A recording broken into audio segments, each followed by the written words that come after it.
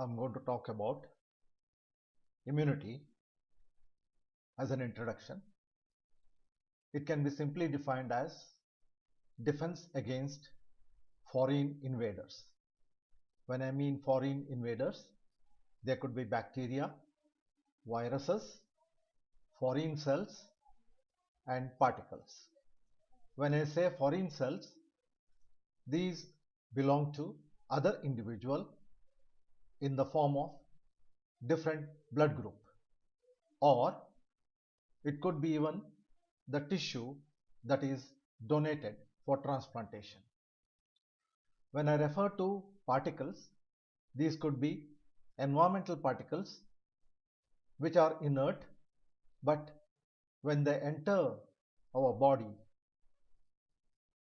they will cause certain immune reactions in the form of inflammation or irritation. So, for immunity, it is just the defense of the body against foreign invaders.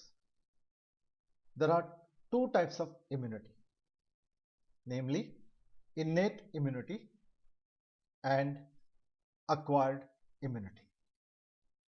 The innate immunity is inborn, that is, it is born with the individual and it is inherent in an individual, and it will last till the death of the individual, and it could be even specific to an individual or it is specific to the species. On the other hand, acquired immunity is acquired by an individual during his lifetime. That is, whenever non-serious infections by bacteria and virus takes place in a person and he recovers from the infection, it would result in acquiring an immune response against that particular pathogen, that is bacteria or virus. But it is risky that sometimes some of the bacteria and viruses are very deadly and they do not allow an individual to acquire the immune response, and within 48 hours they may cause the death of the individual. In such cases, medical interference is very much essential and acquired immunity may not be possible, and by medical interference the person may overcome the disease, but later as he overcomes the disease due to medical interference, he would acquire the immune response against that deadly pathogen. Let me first take the innate immune response. The innate immune response, as I mentioned earlier, is inborn and natural in a person. It is a natural resistance to infection, and it is also called as first line of defense. And this first line of defense exists in an individual in almost all parts of the body, which we will see in the later part of the lecture, and it is spread over almost all different surfaces in the body of an individual. Let us see, for some interesting purpose, the species specific innate immunity. Here, humans are innately resistant to distemper virus, which causes the death in dogs, and dogs are susceptible to that virus, therefore they are not innately resistant to it, whereas human beings are innately resistant to distemper virus. Why I am taking this example? Because human beings are closely associated with domestic dogs. They rear the dogs as pets, and because they rear the dogs as pets, there is every chance that the virus may get transferred from the dogs to the human beings as a vertical transmission, but fortunately enough, humans are resistant to it. Birds are innately resistant to tetanus and anthrax. Both these deadly diseases are caused by the bacteria, whereas humans are highly susceptible and may succumb to these bacterial infection. Tetanus is caused by tetanus bacteria found in the soil, and you are very much aware that whenever you get injured and wounded, the doctor will first ask you a question whether you have been recently immunized against tetanus. If you say you don't remember, you are not aware of it, then the doctor would not risk it and he would give you anti-tetanus shot to prevent you from getting tetanus infection. And it is a must. Otherwise, within 48 hours, the bacteria will express itself and it is a deadly disease and the human may not survive. Similarly, anthrax is caused by the bacteria. It is actually a wildlife disease, very predominant in African continent. Sometimes it wipes out the large population of wildlife because it spreads through the water. Because the wild animals drink the water from a common source and the infected animal will pass on that bacteria into the water while drinking the water and it will be passed on to the other animals. And disease spreads very fast. And such contaminated water, if humans consume it without boiling, they succumb to the bacterial infection, that is anthrax. Another good example of innate resistance in the animals is bats. They are resistant to Nipah virus and coronavirus. They are the carriers of these two deadly viruses. And you know very well how the coronavirus spread in the whole world and caused human deaths. Similarly, Nipah virus also causes human death. Both these viruses are deadly, but the bacteria is resistant to these two viruses and it is a carrier. Therefore, one needs to be very careful as far as innate immune response is concerned. For some deadly bacteria and viruses, innate immune response will not be sufficient. Let us see some individual specific innate immune response. It is observed that humans who are heterozygous for sickle cell anemia, thalassemia, and glucose 6-phosphate dehydrogenase deficiency are resistant to some type of malaria. And all these three diseases, that is sickle cell anemia and thalassemia and glucose 6-phosphate dehydrogenase deficiency, are concerned with the RBCs. RBCs play a major role in the life cycle of malarial parasite. And it is through the RBC the malarial parasite is transferred to the other individual through a vector, that is the mosquito, which sucks the human blood, and human blood as a whole would contain the RBCs, and the RBCs infected with the malarial parasite will be taken up by the mosquito, and from the mosquito it is transferred to the other individual after spending a life cycle in the mosquito. One interesting thing about the resistance by these individuals against malaria is because in sickle cell anemia, RBCs are abnormal in shape, they are sickle shaped, surface area of RBC is very less. In thalassemia also there is an abnormality in the protein of the RBC, and glucose 6-phosphate dehydrogenase is a very important enzyme that is responsible for the life cycle of the RBCs, and the absence of that makes RBCs very fragile, and probably malarial parasite would require this glucose 6-phosphate dehydrogenase enzyme for its life cycle to be completed in the RBC. So because of these abnormalities, the individuals suffering from these diseases are resistant to malaria.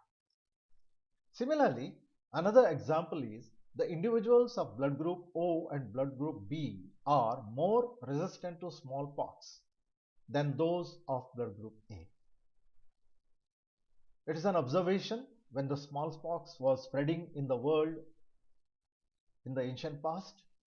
It was observed that these two individuals, that is blood group O individual as well as B, were not infected by the smallpox as often as the blood group A.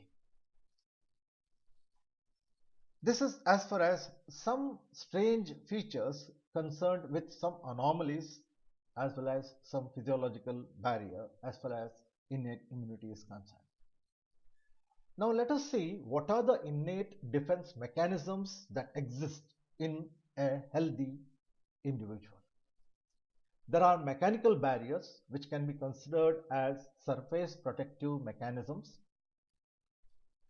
and the innate immunity can also be shown by indigenous flora that exists in an individual. Similarly, the microbicidal substances or antimicrobial substances produced in the body fluids and those liberated by some damaged immune cells also could give innate protection. And the pathogens that invade our body can be readily killed by the macrophage, natural killer cells which are called as NK cells, gamma delta T cells, and CD5B cells. These are immune cells which are there in an individual, healthy individual, and they are innately responsible for killing the pathogen which enters our bloodstream. Then another innate protection is inflammation. Whenever there is infection in the body, immediately in that infected site, inflammation takes place, and that inflammation prevents the infection from spreading from that area.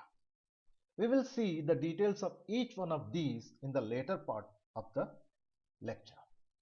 First, I will take up the surface protective mechanism, that is non-immunological surface protective mechanism, where anatomical barriers play an important role as innate immune surfaces.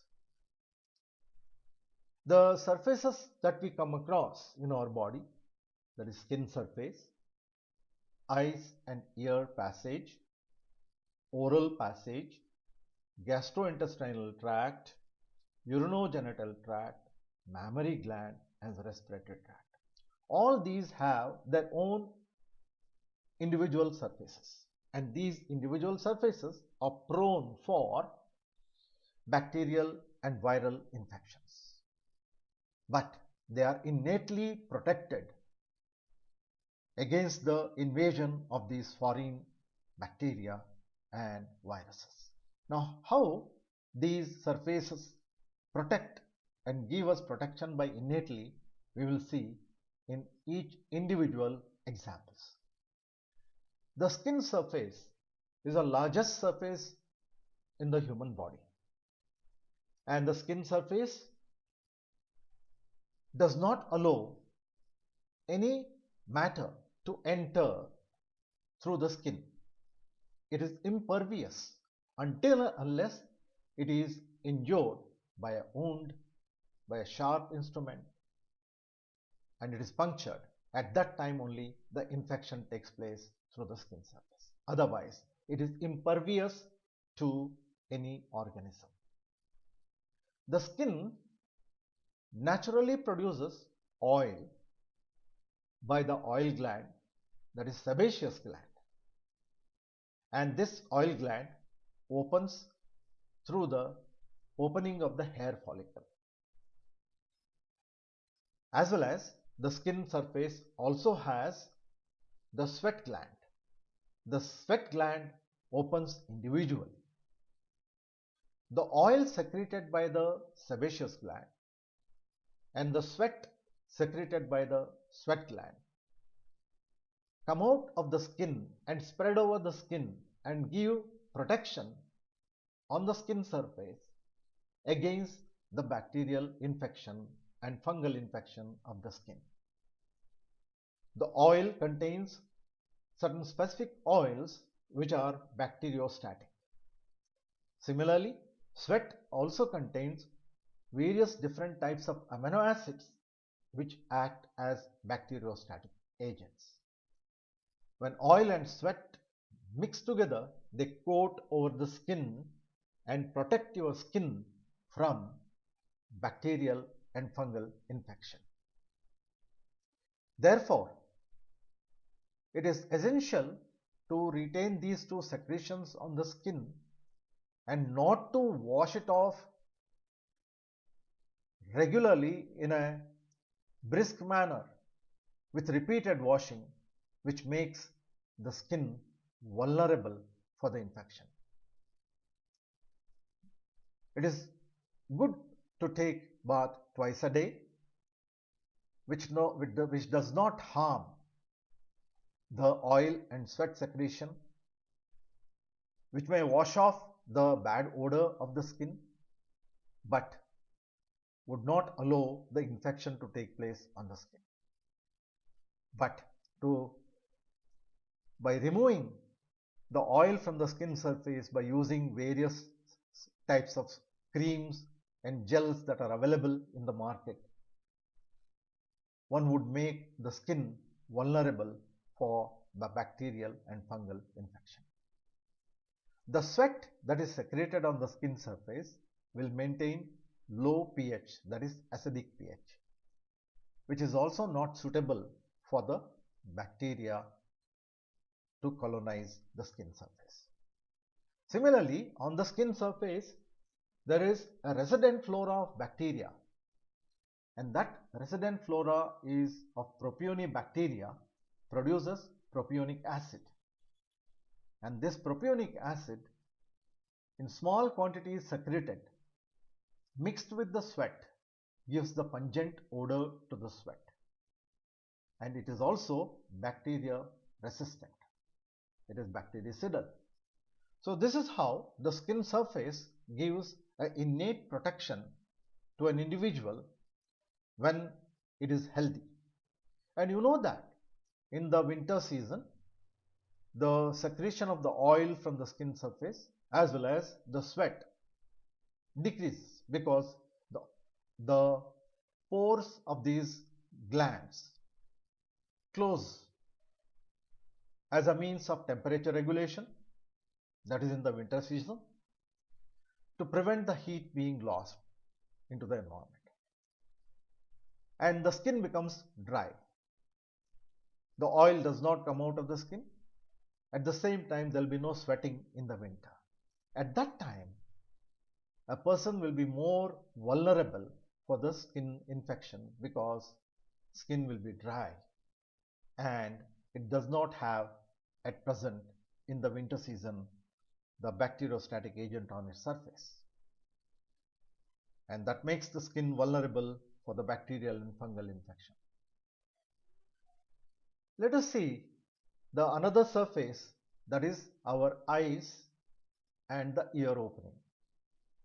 The eye surface is vulnerable for the bacterial infection, but the eyeballs are protected by the secretion of tears by the lacrimal glands situated in the nasal corner of the eye, and this lacrimal gland continuously secretes small amount of tears, and these tears coat over the eyeballs as our eyelids close and open without our knowledge.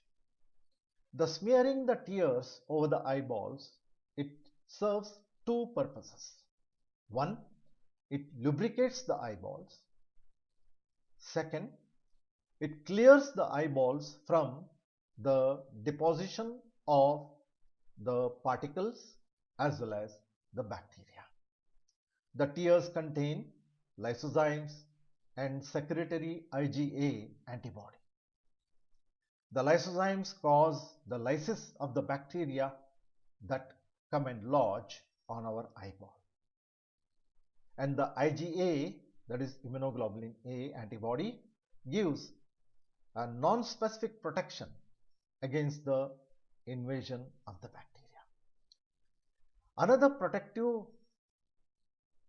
mechanism found in the eye is the presence of a wax gland, which is called as meibomian gland.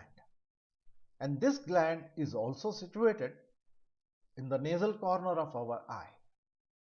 And this gland secretes a waxy secretion which mixes with the tear and lubricates our eyeball when the eyelids close and open. And this wax, by giving lubricative action, helps in trapping the particles that lodge on our eyeball as well as the bacteria that come and lodge on our eyeball. As the eyelids close and open, the wax slowly moves to the corner of our eye, and once in a while we have to remove this wax from the nasal corner of our eye. This is how our eyes are protected against the invasion of pathogenic organisms on the eye surface. And you very well know that some people have deficiency of tear secretion, which is called as dry eye syndrome. And such individuals need to take the help of the artificial tear drops or tear gels to keep their eyes moist. If they don't use these artificial tear gels or tear drops and the eyes are dry, they are more vulnerable for bacterial or viral infection of their eye surface. The next surface is the ear opening. The middle ear opening is vulnerable for the bacterial infection, but it is protected by a wax gland called a ceruminous gland. This gland secretes the wax and coats over the surface of the middle ear cavity, which helps in trapping the dust particles that enter the ear, as well as if at all any bacterial invasion takes place through this surface, it is trapped. The wax contains different types of acids like myristic acid, cerotic acid, which are bacteriostatic. And the wax need to be cleared once in a while because it accumulates there with a soft cotton bud rather than using a sharp object. When a person uses a sharp object to remove the wax to clear the middle ear cavity, it may injure the surface and that would lead to infection by the bacteria. Therefore, one needs to be careful not to damage the surface of the middle ear cavity because it is innately protected against the bacterial infections. Let us take now another passage, which is oral passage, which we open it while swallowing the food, as well as we open it while we are speaking. At that time, when we open our mouth, the mouth is vulnerable for bacterial infection. But it is naturally protected against these bacterial infections of foreign invaders by the secretion of saliva. The saliva is continuously being secreted by the salivary glands which are situated in the region of our mouth, and this saliva contains lysozymes, and these lysozymes are capable of causing lysis of invading bacteria whenever we open our mouth and when the bacteria invade our oral passage. And the saliva being continuously secreted, it gives a flushing action and it clears our oral passage.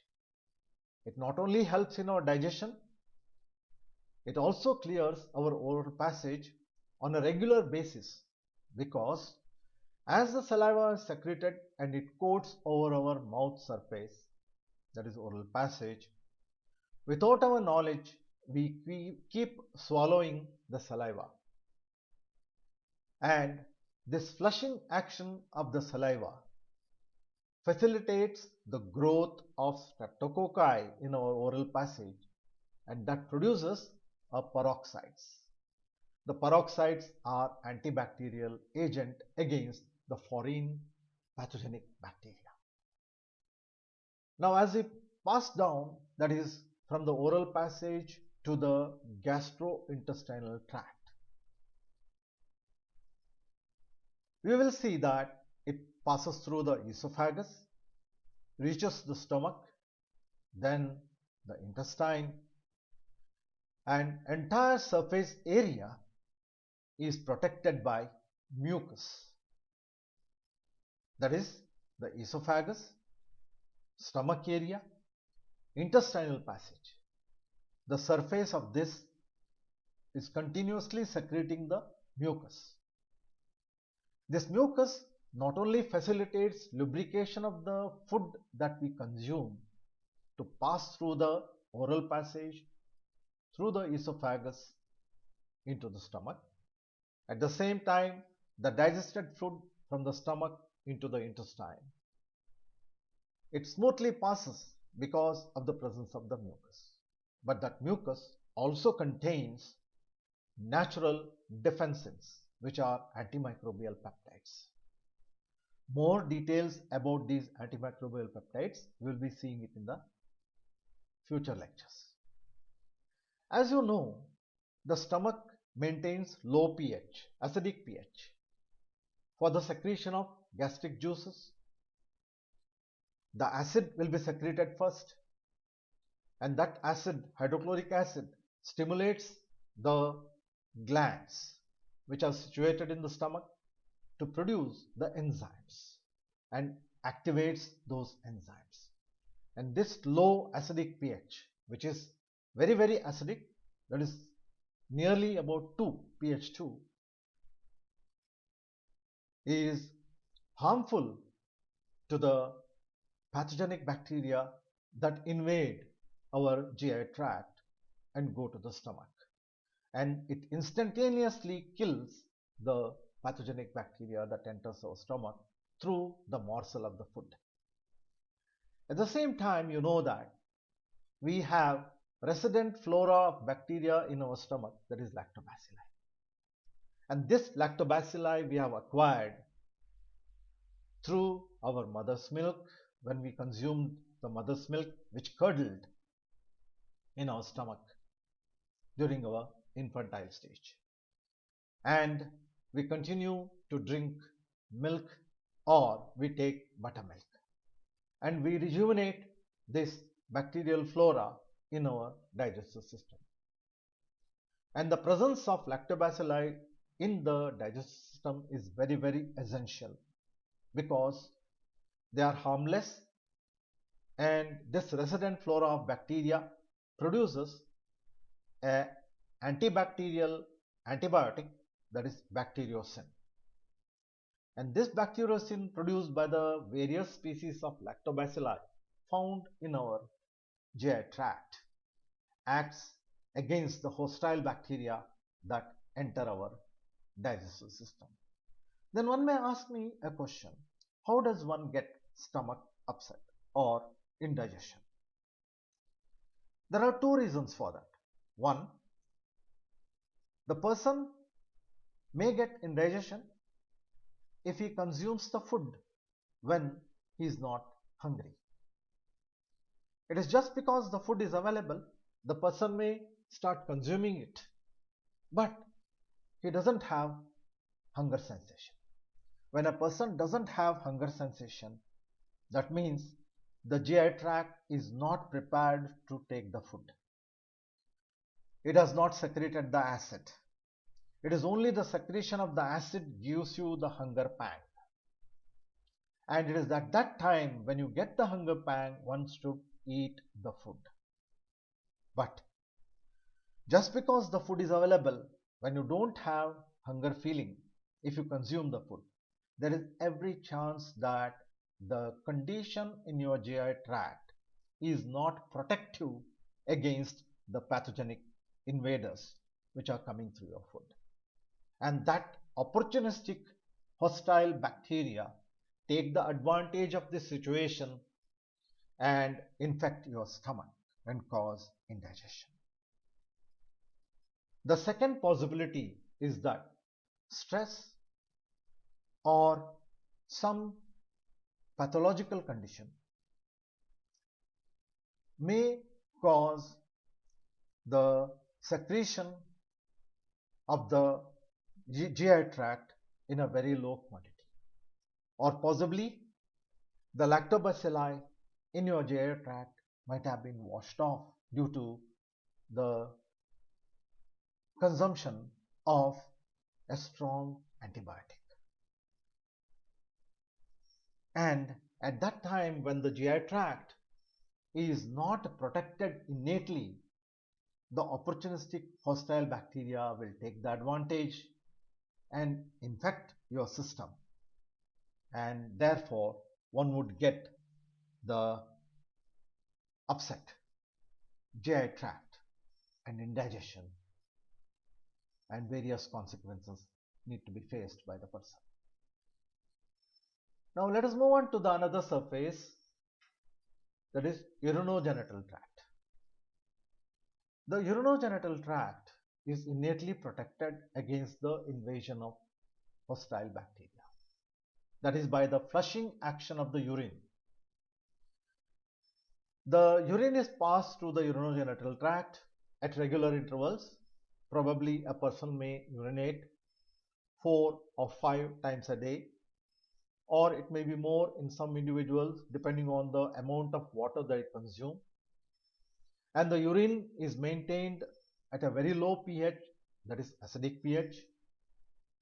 Urine also contains the amino acids as well as antimicrobial peptides like defenses. And as I mentioned earlier, we'll be talking about these defensins in the later part of the lecture in detail. But for the timing, you remember that the amino acids as well as antimicrobial peptides in the urine will keep the urinogenital tract clean from the infection by hostile bacteria.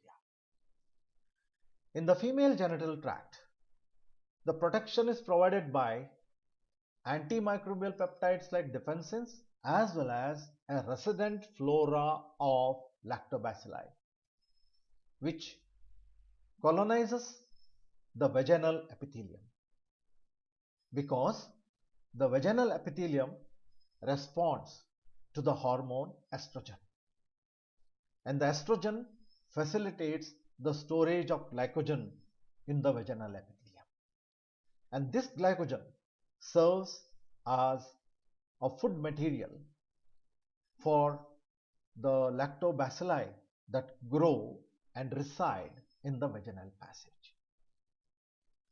Therefore, a woman who is between 14 to 45 years of age, who has good amount of estrogen secretion, would rarely get vaginal infection and urinogenital infection. Whereas youngsters who are less than 14 years or 10 years, who have less amount of estrogen secretion, may have dry vaginal epithelium, and they are more vulnerable for vaginal infection.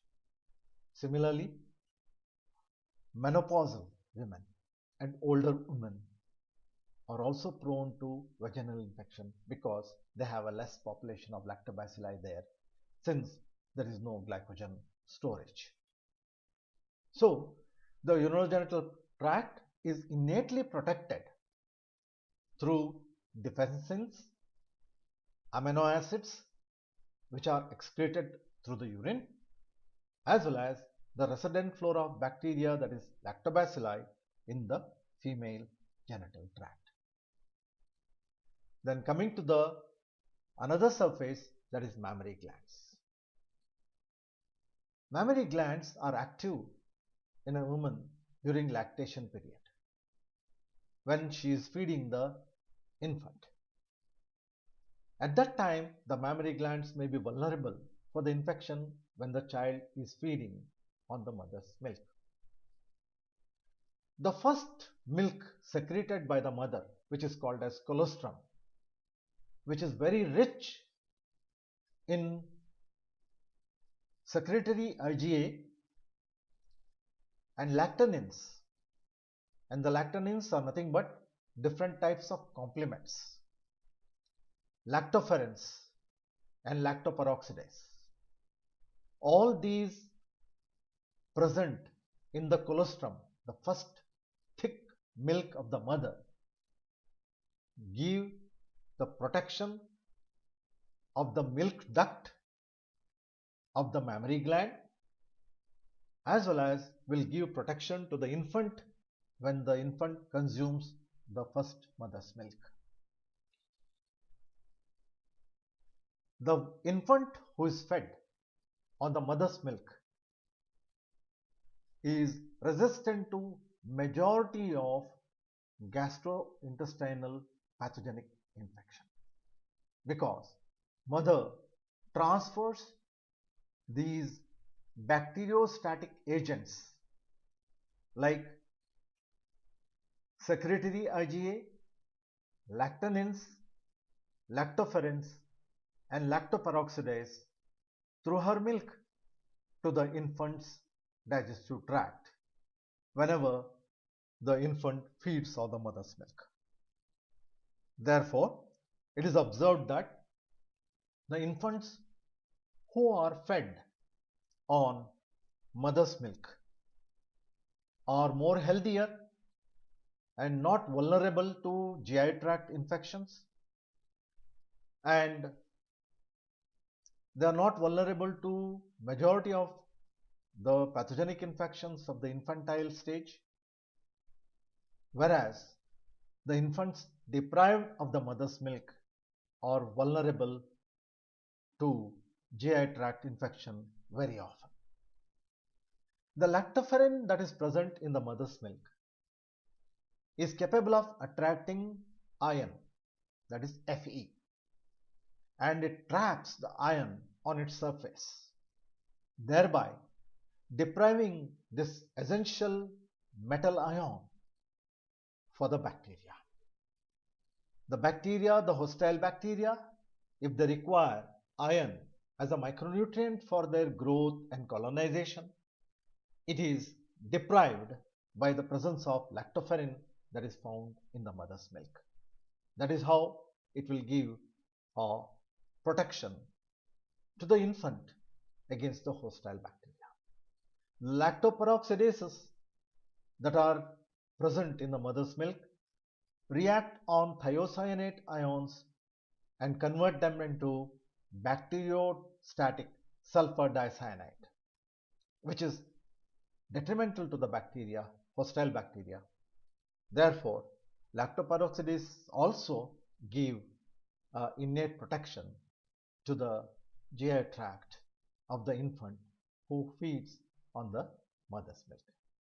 The remaining other surfaces which we had seen earlier, like respiratory surface, okay, and the antimicrobial peptides and indigenous flora, all this we'll see it in the next lecture.